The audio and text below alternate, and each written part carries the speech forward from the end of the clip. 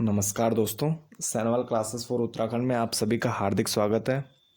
दोस्तों, इस टॉपिक में हम कुनिंदों के परवर्ती काल के बारे में जानेंगे कि वहाँ इस काल से संबंधित क्या क्या महत्वपूर्ण फैक्ट हैं जो हमारी परीक्षाओं के दृष्टि से बहुत ही महत्वपूर्ण है। इससे पहले हमारे भाग 1 में हमने कुनिंदों से संबंधित जो प्राचीन काल और मध्यकाल, उनका मध्यकाल है, उसके बारे में जाना था। जिन्होंने वो पार्ट फर्स्ट इसका नहीं देखा है तो वो इस वीडियो को देखने से पहले उसको ज़रूर देख लें। तो आइए शुरू करते हैं। इसमें सबसे पहले परवर्ती या स्वर्णिम कुनिंद काल, जो इसका समय है उसे 200 ईस्वी पूर्व से 300 ईस्वी तक रखा गया है। यानी जो परवर्ती कुनिंद काल है उसका जो कालखंड है या समय है उसको 200 ईस्वी पूर्व से 300 ईस्वी तक माना गया है। और परवर्ती कुनिंद काल को इसका स्वर्णिम काल भी कहा जाता है, यानी कुनिंदों का स्वर्णिम काल कहा जाता है। और स्वर्णिम काल कहने के पीछे कारण है, एक तो इस कालखंड में जो ये परवर्ती कालखंड है इसमें कुनिंदों का सर्वाधिक राज्य विस्तार होता है। यानी वो उत्तराखंड के पर्वतीय क्षेत्र से जो उसके आसपास के मैदानी इलाके हैं उस क्षेत्र में शासन करते हैं। और इस काल में इनकी राजधानी सुंग, यानी जो हरियाणा का यमुनानगर का क्षेत्र है, वहाँ पर इनकी राजधानी स्थापित हो जाती है और उसके आसपास के क्षेत्र को ये अपने अधिकार क्षेत्र में ले लेते हैं। यानी इस कालखंड में कुनिंदों का सर्वाधिक विस्तार होता है। दूसरा, इस कालखंड में इसकी जो सर्वाधिक जानकारी है वो प्राप्त होती है, यानी कुनिंदों के बारे में सबसे अधिक जानकारी इसी काल की प्राप्त होती है। यानी चाहे अभिलेखों की बात की जाए या मुद्राओं की बात की जाए, और इसमें इससे कुनिंदों से संबंधित कुछ साहित्यिक साक्ष्य भी प्राप्त होते हैं। यानी जो स्वर्णिम काल की संज्ञा दी गई है उसके दो कारण हैं, सर्वाधिक राज्य विस्तार और सर्वाधिक जानकारी। अगर इसके समय की बात की जाए तो इसका जो समय है 200 ईस्वी पूर्व से 300 तक माना जाता है, परंतु कुछ इतिहासकार इसको 400 ईस्वी तक भी मानते हैं। उसके पीछे कारण ये है कि कुछ इतिहासकार मानते हैं कि जो परवर्ती कुनिंद थे वह किसी न किसी प्रकार से, यानी जब कुनिंदों का जो लगभग समय है जो इतिहासकारों ने 300 ईस्वी के आसपास माना है, तो वो कहते हैं कि किसी न किसी प्रकार से कुनिंद उत्तराखंड के पर्वतीय क्षेत्रों में 400 ईस्वी तक निवास कर रहे हैं या शासन कर रहे हैं, भले ही वह छोटे भूभाग पर ही कर रहे होते हैं। इसके बाद जो परवर्ती कुनिंद काल है, जो इसका मुख्य स्रोत है, यानी इसको जानने का जो मुख्य स्रोत है वह इसकी मुद्राएं हैं। और मुद्राओं के आधार पर ही जो इसका समय है वह निर्धारित किया गया है कि 200 ईस्वी पूर्व से 300 ईस्वी तक। और ये मुद्राएं, इस कालखंड में मुद्राएं यानी कुनिंदों से संबंधित मुद्राओं का प्राप्त होना इसकी राजनीतिक शक्ति के रूप में उदय को दर्शाता है। यानी कि इस टाइम पीरियड में जो कुनिंद थे वो राजनीतिक रूप से एक प्रमुख शक्ति बन गए थे तथा उन्होंने अपने आसपास के क्षेत्र को विजित किया और उस पर शासन करना प्रारंभ कर दिया। यानी जो उनके आसपास की और भी जातियां रही होंगी उनसे वो पावरफुल हो गए। इसके बाद इन मुद्राओं के आधार पर ही इस काल को दो भागों में बांटा जाता है। यानी जो हमारा परवर्ती कुनिंद काल है जिसे स्वर्णिम काल की संज्ञा दी गई है, मुद्राओं के आधार पर, यानी मुद्राएं जो इससे प्राप्त होती हैं इन्हीं के आधार पर इस कालखंड को दो भागों में बांटा जाता है। पहला आरंभिक कुनिंद काल और दूसरा है उत्तरवर्ती कुनिंद मुद्रा काल। यानी पहला आरंभिक कुनिंद मुद्रा काल और दूसरा उत्तरवर्ती कुनिंद मुद्रा काल। अगर इसके समय की बात की जाए तो इसको 200 ईस्वी पूर्व से 175 ईसा पूर्व रखा जाता है तथा कुछ इतिहासकार इसको 225 से मानते हैं। दूसरा उत्तरवर्ती कुनिंद काल के अगर समय की बात की जाए तो इसको 175 ईस्वी पूर्व से 300 ईस्वी तक रखा जाता है। और इसका जो समय निर्धारित है वह भी मुद्राओं के मिलने के आधार पर ही उसको निर्धारित किया गया है। इसमें पहले में हम देखते हैं कि जो आरंभिक कुनिंद मुद्रा काल है या उत्तरवर्ती कुनिंद मुद्रा काल से थोड़ा छोटा है। यानी जो ये उत्तरवर्ती कुनिंद मुद्रा काल है या आरंभिक कुनिंद मुद्रा काल से बड़ा है। और इसके अगर स्रोतों की बात की जाए, यानी जो आरंभिक कुनिंद मुद्रा काल है इसकी जानकारी हमें किन किन स्रोतों से प्राप्त होती है, तो उसमें चाहे पुरातात्विक स्रोतों या साहित्यिक स्रोतों, दोनों से इस कालखंड की जानकारी प्राप्त होती है। अगर पुरातात्विक स्रोतों की बात की जाए तो इसमें कनिंगम द्वारा अग्रराज के जो कुनिंद शासक है उसकी मुद्रा खोजी जाती है, या उस कनिंगम द्वारा प्राप्त की जाती है सुंग से, जो परवर्ती कुनिंद काल की राजधानी है। यानी जो हरियाणा का यमुनानगर का क्षेत्र है वहाँ से कनिंगम को अग्रराज की मुद्रा प्राप्त होती है। दूसरा, अगर इसका जो पुरातात्विक स्रोतों की बात की जाए तो इसमें 5 अवलेख, यानी जो आरंभिक कुनिंद मुद्रा काल है तो इससे संबंधित 5 अवलेख प्राप्त होते हैं, जो कि बौद्ध स्तूपों से प्राप्त होते हैं। 4 इसमें भैरूत एमपी के क्षेत्र यानी मध्य प्रदेश के क्षेत्र से 4 अवलेख प्राप्त होते हैं, और दूसरा मथुरा यानी उत्तर प्रदेश के क्षेत्र से 1 अवलेख प्राप्त होता है। अगर साहित्यिक स्रोतों की बात की जाए तो इसमें वैनसांग का यात्रा वृत्तांत आता है। यानी जो वैनसांग का यात्रा वृत्तांत है उसमें आरंभिक कुनिंद मुद्रा काल से संबंधित कुछ चीज़ों की जानकारी प्राप्त होती है। अगर आरंभिक कुनिंद मुद्रा काल के प्रथम शासक की बात की जाए, इस काल का जो प्रथम शासक है जिसके बारे में हमें जानकारी प्राप्त होती है तो उसका नाम विश्वदेव या उसको विश्वदेव भी कहा जाता है। कुनिंदों से संबंधित यानी जो आरंभिक कुनिंद मुद्रा काल है इससे संबंधित जो 5 अवलेख प्राप्त होते हैं तो इनको देख लेते हैं, ये कहाँ कहाँ से प्राप्त होते हैं और इनमें क्या क्या चीज़ें लिखी गई हैं। जो इसका पहला अवलेख है जो भरहूत से प्राप्त होता है वह धनभूति द्वारा स्थापित किया गया। ये सारे बौद्ध स्तूपों से प्राप्त होते हैं, यानी ये धनभूति द्वारा स्थापित किया गया है और ये वात्स्य का पुत्र है। इसमें 3 राजाओं के नामों का जिक्र किया गया है, यानी 3 राजाओं के नामों की जानकारी प्राप्त होती है। पहला विश्वदेव या विश्वदेव, दूसरा अग्रराज और तीसरा धनभूति। यानी ये जो धनभूति है इसी के द्वारा यह बौद्ध स्तूप स्थापित किया गया है और इसमें इन तीनों राजाओं की जानकारी प्राप्त होती है। दूसरे अभिलेख में इसमें लिखा है कि इसमें एक द्वार का निर्माण अग्रराज द्वारा करवाया गया था। यानी जो अग्रराज है इसके द्वारा इस द्वार का द्वितीय अभिलेख में जो द्वार है उसका जो स्तूप है बौद्ध स्तूप है उसमें एक द्वार का निर्माण अग्रराज द्वारा करवाया गया था। तृतीय अभिलेख में लिखा गया है नागरक्षता जो धनभूति की पत्नी है उसके द्वारा दिए गए दान से इस स्तूप का निर्माण किया गया है, जिसमें यह तृतीय अभिलेख लिखा गया है। चौथे अभिलेख में वृद्धपाल या बागपाल को धनभूति का पुत्र बताया गया है। यानी जो वृद्धपाल या बागपाल है वह धनभूति का पुत्र है। और पांचवा अभिलेख जो मथुरा से प्राप्त हुआ है इसमें धनभूति सेकंड को वृद्धपाल या बागपाल का पुत्र बताया गया है। अगर इन अभिलेखों से प्राप्त राजाओं को क्रम में लगाया जाए तो इसमें पहला विश्वदेव, उसके बाद अग्रराज, उसके बाद धनभूति फर्स्ट, उसके बाद वृद्धपाल या बागपाल और उसके बाद धनभूति द्वितीय या सेकंड, एक इनका क्रम हमें प्राप्त होता है। इसके बाद उपयुक्त कुनिंद शासकों की राजधानी, यानी जो ये कुनिंद शासक हैं इनकी जो राजधानी रहती है तो इनको सुंग या सुरगुन का राजा बताया या शासक बताया गया है। सुरगुन ये हरियाणा के क्षेत्र में है और ये शत्रुघ्न नगर के अंतर्गत आता था और सुरगुन ही सुंग गांव है, इसको सुंग गांव भी कहा जाता है।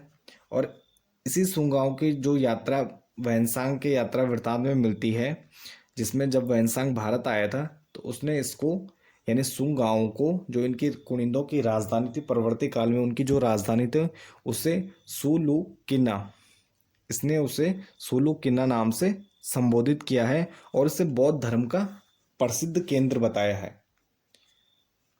वैनसांग ने जो सुंग गांव है यानी जो कुनिंदों की परवर्ती राजधानी है उसे बौद्ध धर्म का प्रसिद्ध केंद्र बताया है और वहां पर कुछ बौद्ध स्तूप होने के बारे में उल्लेख किया है।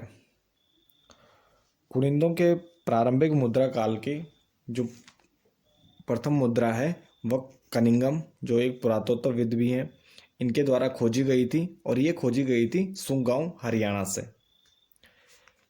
इसी सुंग गांव हरियाणा जो परवर्ती कुनिंदों की राजधानी थी वहाँ से कनिंगम द्वारा बलभूति और अमोघभूति की मुद्राएं भी प्राप्त की गई हैं। यानी सुंग हरियाणा के क्षेत्र से कनिंगम को बलभूति और अमोघभूति की मुद्राएं प्राप्त हुई हैं। दूसरा, जो विश्वदेव की जो प्रारंभिक मुद्राएं हैं, अगर इनकी बात की जाए तो यह तांबे से निर्मित है और इन पर कुनिंदस या कादस्य लिखा होगा। यानी इस जो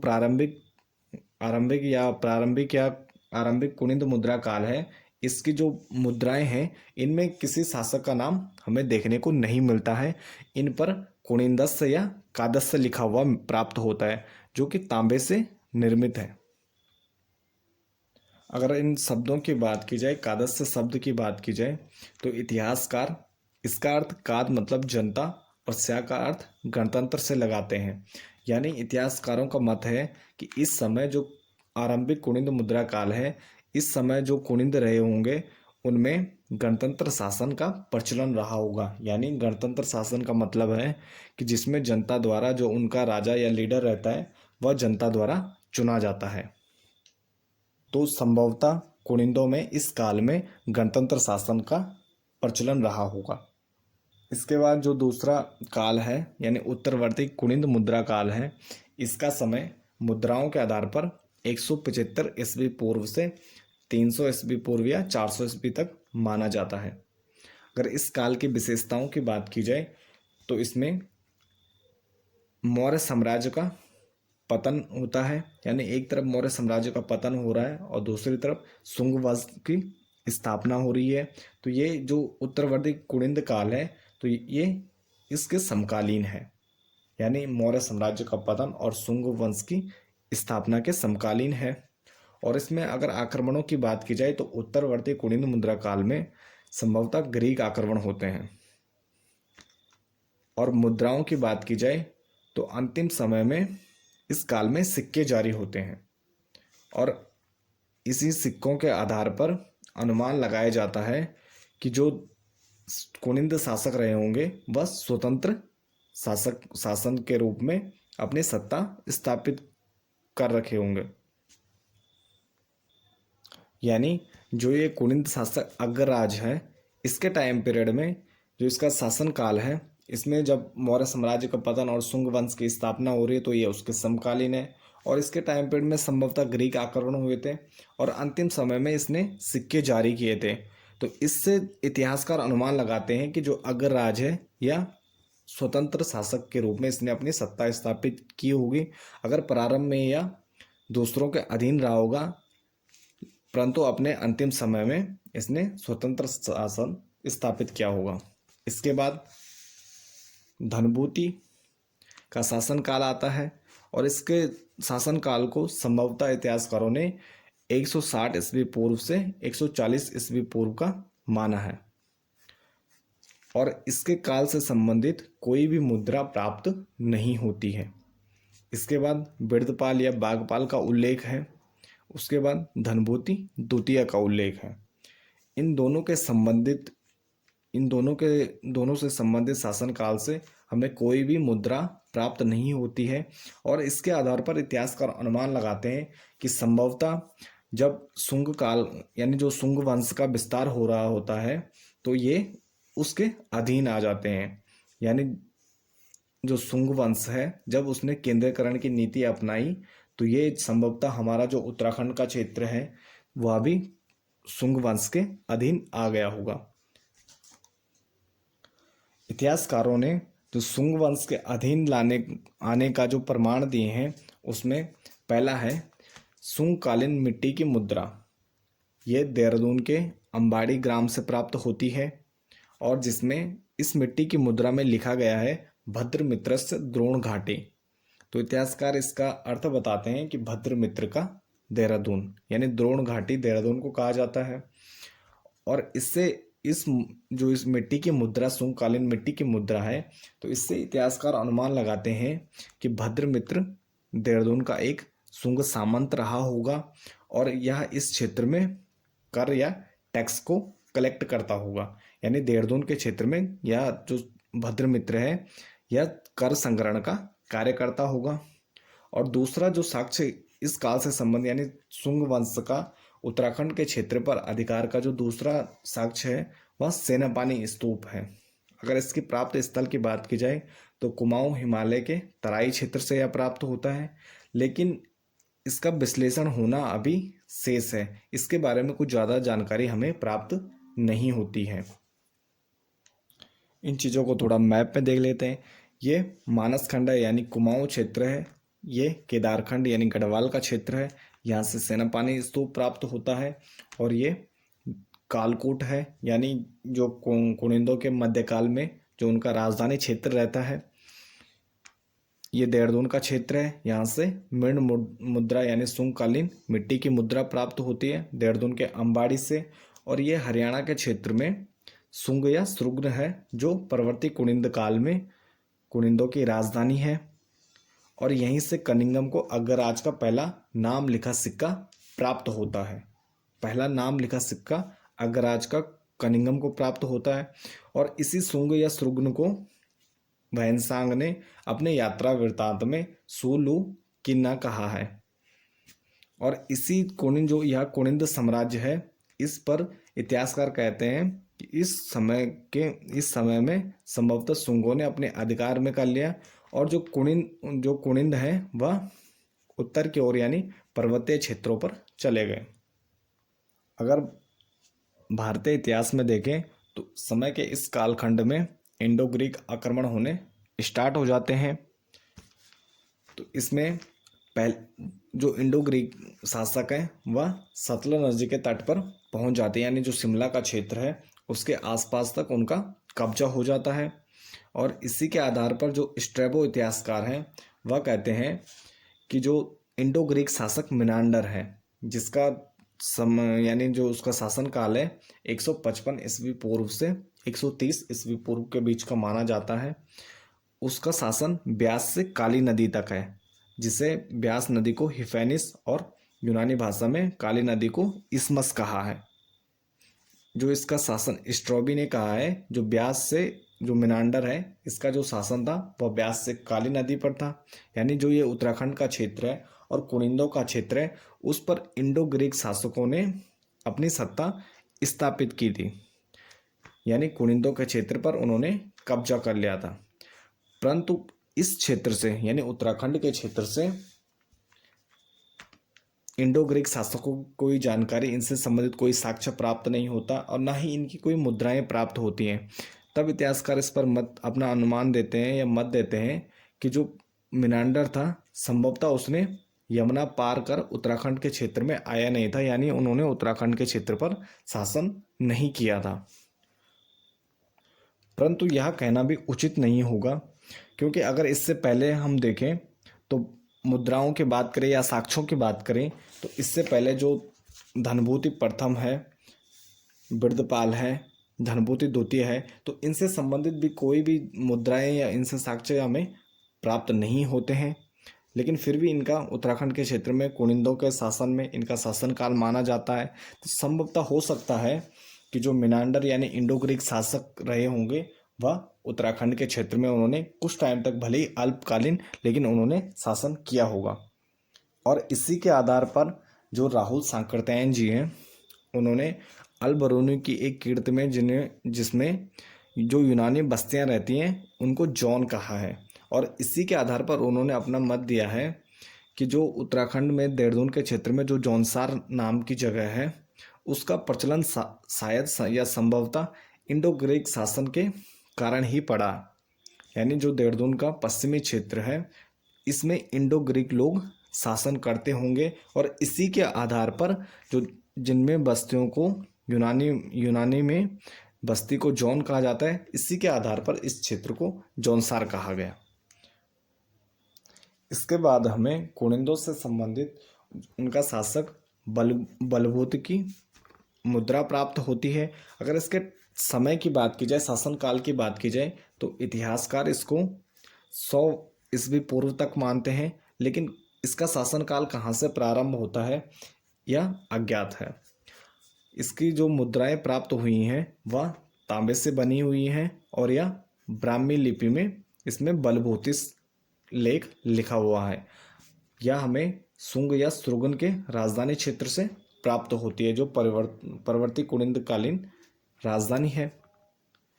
और इसी मुद्रा के प्राप्ति के आधार पर इतिहासकारों का अनुमान है कि बलभूति द्वारा पुनः सृगन या जो उसका मैदानी क्षेत्र है उसको विजित किया गया और अपना स्वतंत्र शासन स्थापित किया गया। अर्थात इसका मतलब है कि जो बलभूति नामक शासक था, इसने जो इंडो ग्रीक लोग थे इनको कुनिंद राज्य जो सीमाएं थी यानी उससे बाहर किया, और जो मैदानी क्षेत्र और राजधानी क्षेत्र था उस पर दोबारा से पुनः अपना सत्ता स्थापित की। इसके बाद बलभूति के बाद कुनिंदों के सबसे महान और प्रतापी शासक के राजा बनने की जानकारी प्राप्त होती है, जिसका जो समय है वो 100 ईस्वी पूर्व से 60 ईस्वी पूर्व के बीच माना जाता है। और इसके शासनकाल की जो मुद्राएं हैं उसके आधार पर इसका टाइम पीरियड निर्धारित किया गया है। अगर इसकी मुद्राओं की बात की जाए जो इंडो ग्रीक शासकों से प्रभावित थी, जिसमें अपोलोडोटस संभवतः इसके समकालीन था, यानी जो अमोघ भूति है तो इसके इंडो ग्रीक शासकों में समकालीन शासकों की बात की जाए तो अपोलोडोटस को माना जाता है। इसमें जो अमोघ भूत था इसके शासनकाल से संबंधित कुछ प्रमुख चीज़ें, सबसे पहले तो इसको सबसे महान व प्रतापी शासक कहा जाता है, यानी कुनिंद वंश का सबसे महान और प्रतापी शासक है। इसके काल को कुनिंद वंश का स्वर्णिम काल कहा जाता है। क्यों कहा जाता है? क्योंकि इसके टाइम पीरियड में सर्वाधिक राज्य विस्तार हमें देखने को मिलता है और इसकी सर्वाधिक मुद्राएं प्राप्त होती हैं। अगर मुद्राओं की बात की जाए तो इसकी मुद्राएं हमें 5 राज्यों से प्राप्त होती हैं: उत्तराखंड, उत्तर प्रदेश, पंजाब, हरियाणा और हिमाचल प्रदेश। यानी उत्तराखंड और उसके आसपास के राज्यों से हमें 4 अन्य राज्यों से प्राप्त होती हैं। अमोघ भूति द्वारा जो उसके समकालीन जातियां थी जो उस उत्तराखंड व उसके आसपास के क्षेत्रों में निवास कर रही थी, योधेय और अंबुदर, इनके साथ मिलकर एक त्रिकूट यानी एक संगठन तैयार करता है। और यह जो इंडो ग्रीक शासक था मिनांडर, जो उसके उत्तराधिकारी यहाँ पर शासन कर रहे थे, तो सबसे पहले वह उनको सतलज यानी शिमला के क्षेत्र में और फिर उसके बाद ब्यास नदी के पार खदेड़ देता है। यानी जो इंडो ग्रीक शासक थे उनको कुनिंदों के जो आसपास का क्षेत्र है वहाँ से उनको ब्यास नदी के पार कर देते हैं। और इसकी जानकारी मिलती है मुद्राओं से, यानी हिमाचल के क्षेत्र से ब्यास नदी के आसपास वाले क्षेत्र से हमें कुनिंद मुद्राओं से इसकी जानकारी मिलती है, कुनिंद मुद्राओं के प्राप्त होने से। अगर कुनिंद अमोघ भूति की मुद्राओं की बात की जाए तो ये 5 राज्यों से प्राप्त होती हैं, जिनमें उत्तराखंड के क्षेत्र में सुमाड़ी यानी पौड़ी से 300 तांबे के सिक्के प्राप्त होते हैं। दूसरा अल्मोड़ा से, हरियाणा में यानी जो परवर्ती कुनिंद काल की राजधानी थी यानी अमोघ भूत के टाइम भी राजधानी थी, सुंग हरियाणा के क्षेत्र से प्राप्त होती है, यहाँ से इसकी मुद्राएं प्राप्त होती हैं। यूपी से बेहद यानी सहारनपुर के क्षेत्र से चांदी के सिक्के प्राप्त होते हैं। और पंजाब की बात की जाए तो यहाँ सुनेत से लुधियाना के क्षेत्र से अमोघ भूति के सिक्के प्राप्त होते हैं। और हिमाचल प्रदेश में ज्वालामुखी, मेवा तप्पा और मेवा तप्पा से 54 अमोघ भूत से संबंधित 54 मुद्राएं प्राप्त होती हैं। यूपी के बेहद नामक स्थान से, यानी जो सहारनपुर के क्षेत्र में बेहद नाम का स्थान था, यहाँ से अमोघ भूति के काफ़ी अधिक सिक्के प्राप्त होते हैं। और इससे जो हमारे इतिहासकार हैं वह अनुमान लगाते हैं कि संभवतः जो बेहद रहा होगा वह कुनिंदों की दूसरी राजधानी रहा होगा या दूसरी राजधानी क्षेत्र होने की संभावना व्यक्त करते हैं।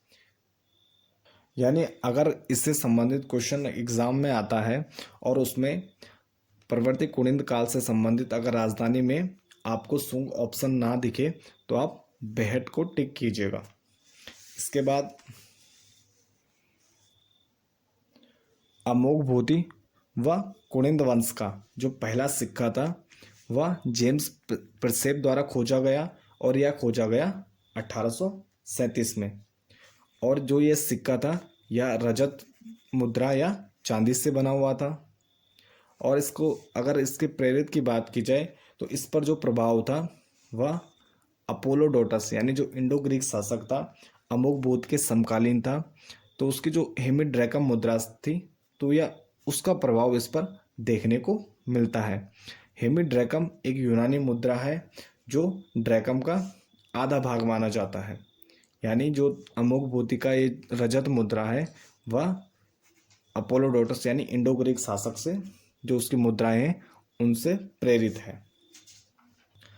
उत्तराखंड और उसके आसपास के क्षेत्रों से मुद्राएं जो अमोघबोध से संबंधित जो मुद्राएं प्राप्त होती हैं, उसके आधार पर इतिहासकारों द्वारा अमोघबोध का जो भौगोलिक राज्य विस्तार है वह बताया गया है, जिसमें उत्तर के क्षेत्र में बात की जाए तो हिमालय, पूर्व की बात की जाए तो इसमें काली नदी यानी कुमाऊं और नेपाल का जो बॉर्डर है उसके आसपास, और पश्चिम की बात की जाए तो इसमें सतलज या ब्यास नदी जो हिमाचल प्रदेश में स्थित है, और दक्षिण में बेहद या सहारनपुर तक जो अमोघबोधी का शासन क्षेत्र था वह विस्तृत था। और इसमें मैप में देख लेते हैं हम कि अमोघबोधी का जो मुद्रा प्राप्ति स्थल है वह कौन कौन से हैं। तो जैसा आप देख रहे होंगे, यानी उत्तराखंड, नीचे यूपी, हरियाणा, पंजाब और हिमाचल प्रदेश, यानी उत्तराखंड के आसपास वाला क्षेत्र, इस काफ़ी बड़े भूभाग में अमोघबोधी व कुनिंदों से संबंधित उनकी मुद्राएं प्राप्त होती हैं। अगर उत्तराखंड की बात की जाए तो इसमें टेरी के अठोड़ो नामक स्थान से, पौड़ी से, देवलगढ़ व सुमाड़ी से, कुमाऊं की बात की जाए अल्मोड़ा, नीचे उधम सिंह नगर के काशीपुर के क्षेत्र से अमोघबोध की मुद्राएं प्राप्त होती हैं। यूपी की बात की जाए तो यहाँ बिजनौर, सहारनपुर और बेहट के क्षेत्र से उसकी मुद्राएं, अमोघबोध से संबंधित मुद्राएं प्राप्त होती हैं। हरियाणा में सुंग जो इनकी राजधानी क्षेत्र है, करनाल और पेहुआ यानी कुरुक्षेत्र क्षेत्र के आसपास वाले क्षेत्र में अमोघबोध से संबंधित मुद्राएं प्राप्त होती हैं। पंजाब से सुनेत, रोपड़, संगोल, इन प्रमुख क्षेत्रों से मुद्राएं प्राप्त होती हैं। अगर पड़ोसी राज्य हमारे पहाड़ी राज्य हिमाचल प्रदेश की बात की जाए तो यहाँ से ज्वालामुखी, टप्पा मेवा, कांगड़ा के क्षेत्र में जालौन और चक्कर यानी शिमला के क्षेत्र से अमोघबोध से संबंधित मुद्राएं प्राप्त होती हैं। अगर परवर्ती कुनिंदकालीन मुद्राओं की बात की जाए तो परवर्ती कुनिंदकालीन मुद्राओं को 3 भागों में बांटा जाता है, जिसमें पहला अमोघबोधी प्रकार यानी जो अमोघबोध ने जारी किए थे, दूसरा अल्मोड़ा प्रकार और तीसरा है चत्रेश्वर या छत्रेश्वर प्रकार। यानी ये 3 टाइप की जो मुद्राएं हैं उनको परवर्ती कुनिंदकालीन के समय के अंतर्गत रखा जाता है। इसमें पहले हम देखते हैं अमोघबोधी प्रकार की मुद्राएं। अमोघबोध के टाइम यानी जो अमोघबोधी शासक था उसके द्वारा 2 प्रकार की मुद्राओं का प्रचलन किया गया, जिसमें पहला रजत मुद्रा यानी जो चांदी से बनी होती थी, दूसरा है तांबा या ताम्र मुद्रा यानी जो तांबे की बनी होती थी। इस पर केपी जायसवाल जो एक इतिहासकार थे, इन्होंने अपना मत दिया कि जो अमोघबोधी सिक्के हैं इनका काल यानी इनका जो टाइम है वो 150 ईस्वी पूर्व से है, यानी 150 BCE से 100 ईस्वी तक। इन्होंने इसके बीच का टाइम पीरियड अमोघबोध के सिक्कों का काल माना है, जिसको इन्होंने अपनी हिंदू पॉलिटी इनका नामक इनकी जो प्रसिद्ध ग्रंथ है उसमें इन्होंने इसके बारे में वर्णन किया है। तो इस पर इतिहासकार 2 मत देते हैं, जिनमें पहला है कि अमोघबोधी एक शासक था यानी एक राजा था, और उसके बाद के शासकों द्वारा भी उसी की मुद्रा का प्रयोग किया गया, क्योंकि इतने लंबे टाइम पीरियड तक एक शासक का होना पॉसिबल नहीं है। अब दूसरा जो दूसरे कुछ इतिहासकार हैं वह मत देते हैं कि अमोघबोधी एक प्रकार की एक उपाधि थी, वह कोई शासक नहीं था। यानी अमोघबोधी का उन्होंने मतलब बताया है कि यानी कभी ना खत्म होने वाली बोधी यानी कभी ना खत्म होने वाला वैभव। तो 2 टाइप के मत हमें देखने को मिलते हैं, एक यानी इसको शासक मानते हैं और दूसरा इसको उपाधि मानते हैं। अब ज़्यादातर इतिहासकारों की बात की जाए तो ज़्यादातर इतिहासकार इसको एक शासक के रूप में मानते हैं, क्योंकि इससे पहले एक तो इसकी जो नाम की समानता है वह देखने को मिलती है, जैसे धनबोती, और उससे पहले आदि शासकों से उसकी समानता देखने को मिलती है, तथा जरूरी नहीं है कि अमोघ एक उपाधि रही होगी। संभवतः वो एक महान और प्रतापी शासक था, जिसके बाद के शासकों ने भी उसकी महानता व प्रसिद्धि के कारण संभवतः उसी की जो मुद्राएं हैं उनका प्रयोग जारी रखा होगा।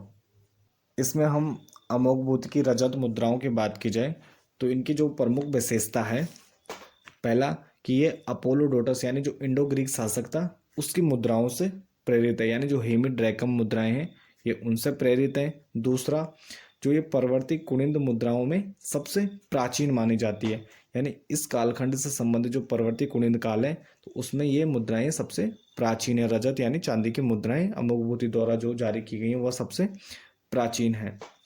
अगर इन मुद्राओं की बात की जाए तो इसमें जो इसका आगे का भाग है यानी अग्रभाग है, इसमें राज्ञा कुनिंदस अमोघभूतिस महाराजस नामक लेख लिखा गया है, जो ब्राह्मी लिपि में है और प्राकृत भाषा से संबंधित है। यानी प्राकृत भाषा में इसमें ब्राह्मी लिपि में लेख लिखा गया है।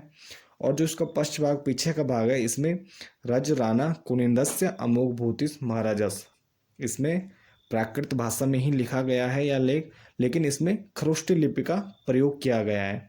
अगर इनके जो चांदी की मुद्राएं इनके वजन की बात की जाए तो जो इनका वजन हमें प्राप्त होता है इसमें 1.63 से 2.47 ग्राम प्राप्त होता है। और दूसरा, ग्रेन में बात की जाए तो 25 से 38 ग्रेन इनका वजन है, यानी ये इसके बीच से जो मुद्राएं हैं तो इनके बीच प्राप्त होती हैं। अगर इन मुद्राओं पर चिन्हों की बात की जाए तो इन मुद्राओं पर स्वास्तिक, नाग के समान 2 चिन्ह हैं, हिरण, बोधि वृक्ष, द्विहस्ता लक्ष्मी का चित्र है, नंदी तथा अन्य कई प्रकार की आकृतियां इन पर बनाई गई हैं।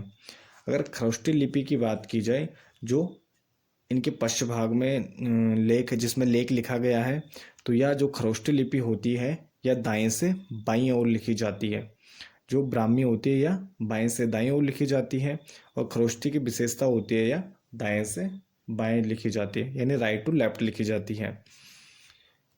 और खरोष्टी लिपि लिखने का जो कारण था, यानी उसमें सिक्के जारी करने का जो कारण था, वो अमोघ द्वारा इसका प्रयोग केवल हिमाचल प्रदेश के क्षेत्र के लिए किया गया है। जो स्थानीय मतलब हिमाचल वाला एरिया था उसके लिए इसका प्रयोग किया गया।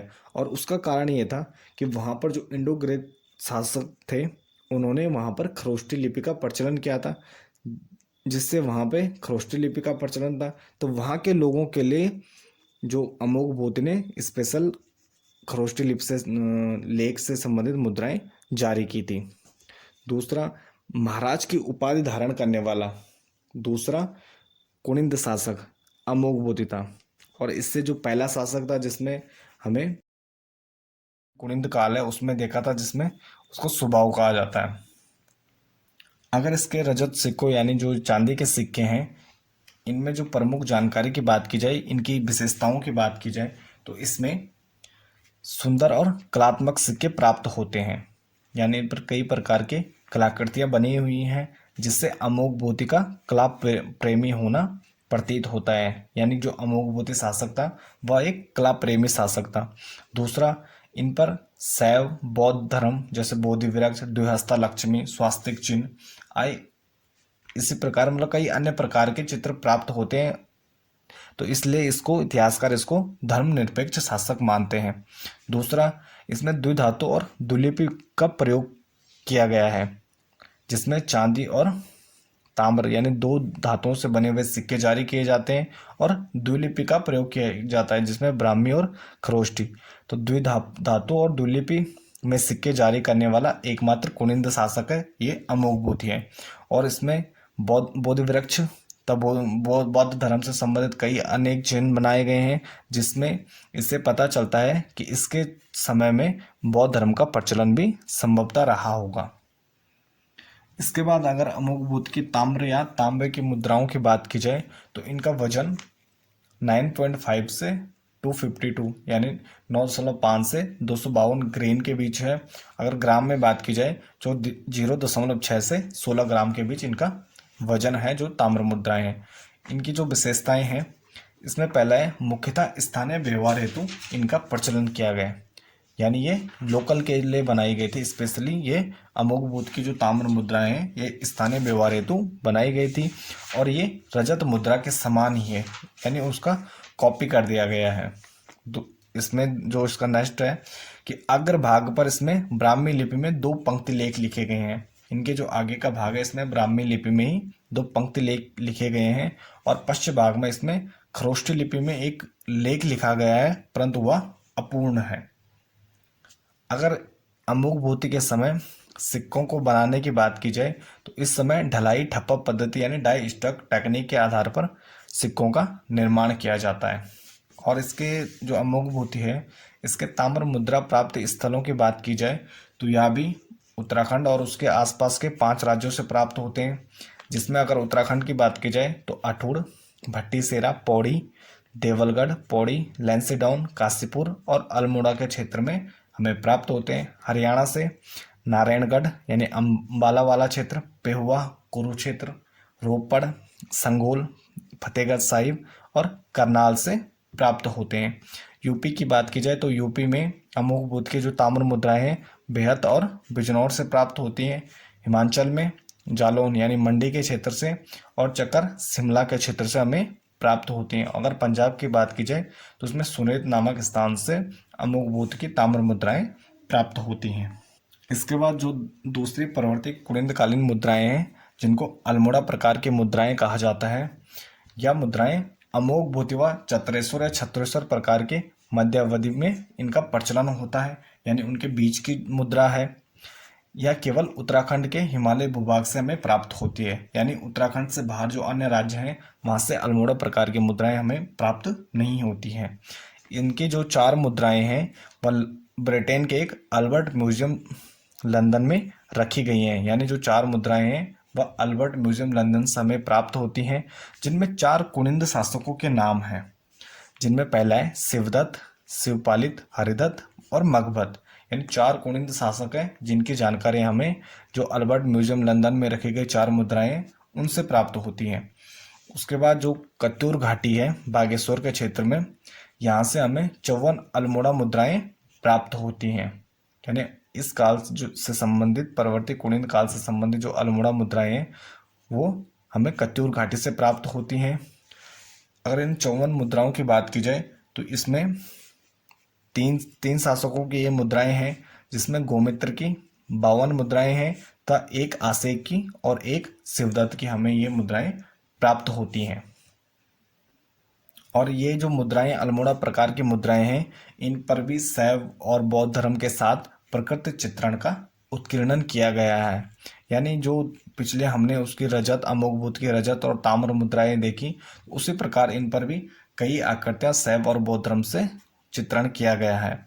और इसमें जो अल्मोड़ा प्रकार की मुद्राएं हैं इनमें हमें 8 कुनिंद शासकों के नाम देखने को मिलते हैं, जिसमें शिवदत्त, शिवपालित, हरिदत्त, मगभद्द, आसेक, गौमित्र, शिवरक्षित और विजयभूति प्रमुख हैं।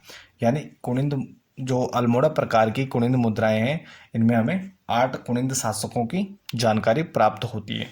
इसके बाद जो तीसरी प्रमुख मुद्राएं हैं चत्रेश्वर या छत्रेश्वर प्रकार की मुद्रा, इसमें से हमें इनको त्रिशूलधारी शिव की आकृति, इस पर एक त्रिशूलधारी शिव की आकृति के समान बनी हुई है, जिसके नाम पर इनका नामकरण यानी जो मुद्राएं हैं इनका नाम चत्रेश्वर या छत्रेश्वर रखा गया है, जो इसके पश्चिम भाग यानी पीछे के भाग पर बनी हुई हैं।